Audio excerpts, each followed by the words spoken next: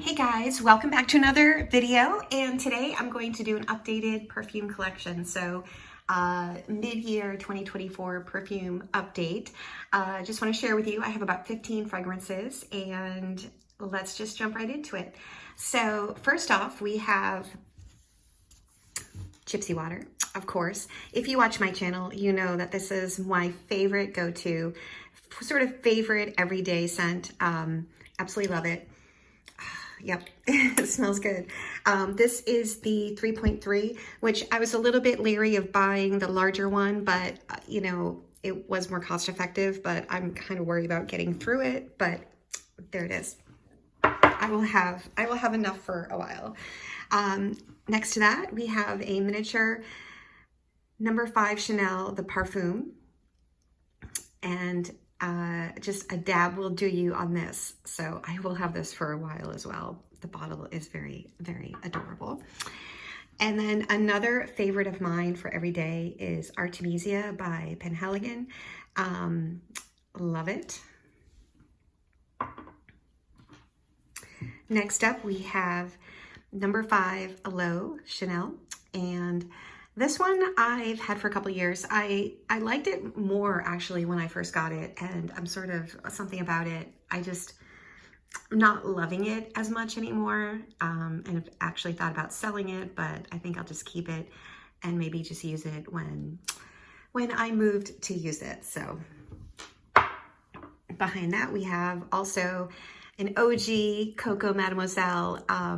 When I wear this, I get the most compliments of all the perfumes, even being chased down in a grocery store to ask what I'm wearing. So this one is one of my original perfumes when I only had 2 or 3, and it is still a favorite.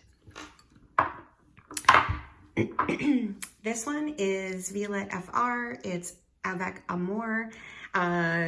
It's a roll-on perfume oil, and it's kind of like a musky, it's a skin scent, musky, and I do really like it. It doesn't really project. I think it's more for you. It's a great one to pop in your bag. Violette FR has a makeup line, and she has this perfume. So I do recommend if you like musky scents. And then another favorite is Jo Malone Mimosa and Cardamom. I love this one, and this is the one I'm wearing right now, and it's kind of like a great, in my opinion, summer scent. It's a little bit powdery. I love powdery, so this is the one that I have on deck at the moment. Actually, I'm going to keep it out because I'm going to spray some on. Actually, I'm going to spray some on right now because I did not do that yet. And there we go. Oh, excellent. All right, that's great. Hope it didn't get into my coffee. Vanilla Velvet Haze by Byredo. I've had this for a while. It's something that, you know, it's kind of a different type of perfume. It's a little hard to wear sometimes. Very patchouli, very kind of like 70s in a haze, you know, wearing bell bottoms or something. So I don't know, but I'm keeping it until I can get through it, hopefully. And then we have Lilac Love, which is just a beautiful violet chocolate perfume. Really beautiful. And next up is Coromandel by Chanel. This one, again, I sort of feel it's like a patchouli. I do feel like it smells, I always say this in every video, and I feel like I'm completely dating myself, but if you remember if you were alive back in the 80s and you remember the very original Calvin Klein Obsession when it first came out, this is what it smelled like. So it does not smell like that anymore, but the one from the 1980s when I was in college, that one was a head turner, and this is beautiful. Next up is 100 Silent Ways by Nichane. This one, I have the small bottle, which thank goodness, because a little bit goes a long way with this one. It's so strong. I don't wear it that often because it is so strong, but hoping maybe this winter I will do that. And then in the back we have this Dior perfume, which actually, I don't remember which one this is. whatever it is, I don't like it. I don't remember which one it is, but it smells like, oh, here it is. Okay, hold on one second. Let's just see. This is the Blooming Bouquet, the Eau de Toilette. It smells very grassy, and it does smell like a bouquet, but like one that's a little bit like way too much, and it's like way too polleny. That's just me. I have allergies, and I don't know. This is very off-putting for me. So I'm not sure what I'm going to do with it. I will maybe try to give it away to somebody that might like it. But it's a beautiful container. But yeah, this was like a free gift with purchase. But I unfortunately don't like it. So this one will be leaving. Now, this is my very newest edition. And it was kind of an impulse purchase. I don't even know why I bought it, to be honest. But I don't know. It's just an impulse purchase. First of all, okay, as a fragrance, I do like it. Is it like, oh my God, I love it, like as much as Artemisia or Gypsy Water? No, but it is a nice fragrance, and I can picture myself wearing it more in the fall or, you know, sometime in the summer too. Also, it's something that I can picture I'm going to probably share with my husband, because look how much it is. I mean, there's a lot. So I think we're going to share this one just so that we use it up and make use of it. The thing that disappoints me is that it was, you know, very pricey, and this is a magnetic cap, but it's a very cheap magnetic cap. Like you can hear a squeak and it barely goes on. Versus Byredo, this magnetic cap is just very clean and like satisfying. Okay, the click. This one, you have to kind of line it up, and it's like not really that magnetic. And I don't know. I just think for the money, I think they should get a better cap. It should be flawless and beautiful, because, you know, this is a lot of money for scented water. Okay, so yeah, this is my newest edition. I don't know why I bought it, but I do like it. It's not like my favorite, but it's something I'll probably share with my husband, and we'll be able to get through it doing that.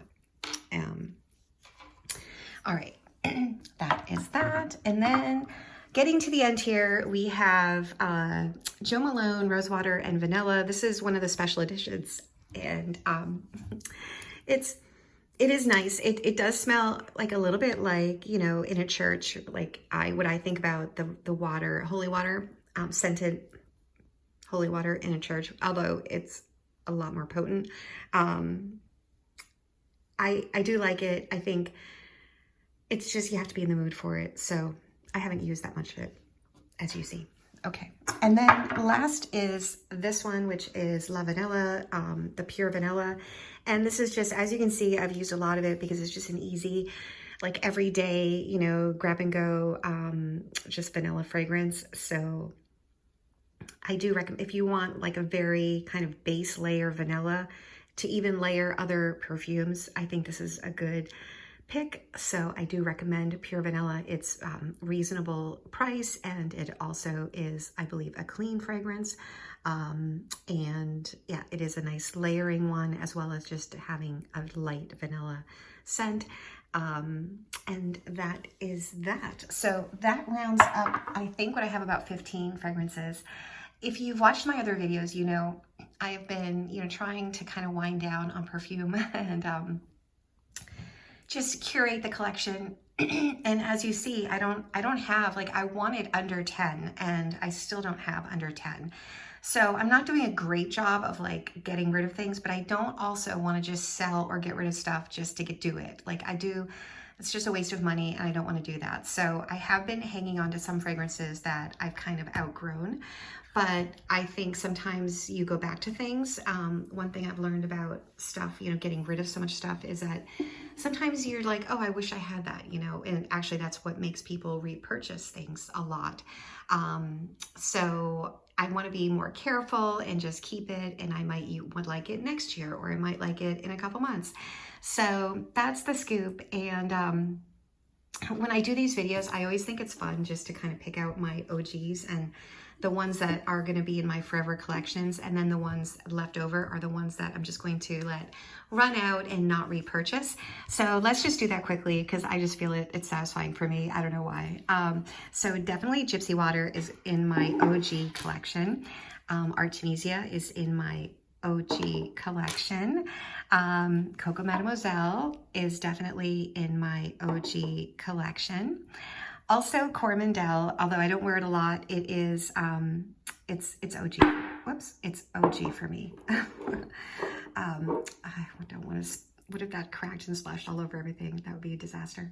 And then also this one is another one that I do not wear a lot, but it's just such a beautiful perfume. Like, I just enjoy even just sniffing it. So this, I think, is going to be OG for me. And then the other one here that is OG is definitely Mimosa and Cardamom.